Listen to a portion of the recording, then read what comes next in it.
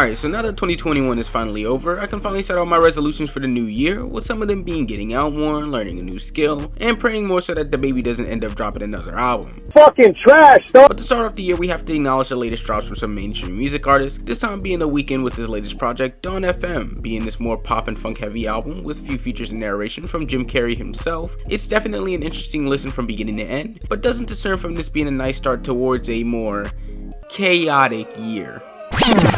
So as stated before, this takes a different approach to what we've heard back in 2020 with After Hours, this time jumping into this pop and funk sound that we hear every now and then on singles, and a little bit through his previous projects such as his 2016 project Starboy. I think the main thing to acknowledge with this project would have to be The Weeknd singing, being able to really vocalize and work around with each instrumental that's given to him, especially being that these kind of beats are like his easiest material to work with. The lyrics for the most part dish out the same story of love and indulgences and whatnot that I've heard before, especially in this style, so I would say that I'm not really all too encapsulated or interested in what's being said, which is why I do appreciate the singing, because his ability to really flex his vocals throughout songs to really make it something seem way more than what it could be is impressive in its own right. So I would say my favorite tracks would have to be Sacrifice and Is There Someone Else, seeming like the ones that stand out the most with their rhythm, flow, and delivery that's executed greatly in my opinion. But as for the production, it was fun to listen to, really seeming like they're trying their hardest to diversify each beat while at the same time keeping in theme. But that can be an issue because some tracks just don't stick out because of how similar a few of the songs can seem, making them a bit forgettable.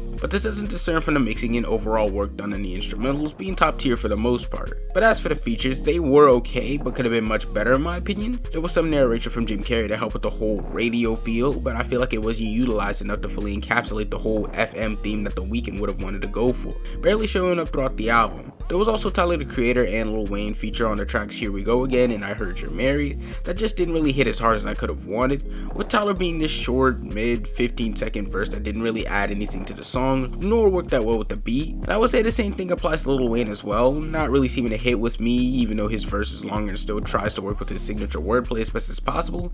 It just doesn't do too much for the song as a whole. But overall, this album was decent but nothing too crazy. It definitely had its highs throughout, but the lows were just lows that disappointed me more than made me dislike the project as a whole. I feel like my main issues were the length, the features, and the lack of that FM feel that I would expect. But to put this on the scale, I'm giving this a strong 7 out of 10, still being a solid way to start the year even if it had some missed marks. But how do you guys feel about Dawn FM? What would you rank it? Let me know down in the comments while liking and subscribing to the channel. Make sure to follow my IG and Twitter, and if you like the illustrations used in this video, make sure to follow the artist as well because she's dope.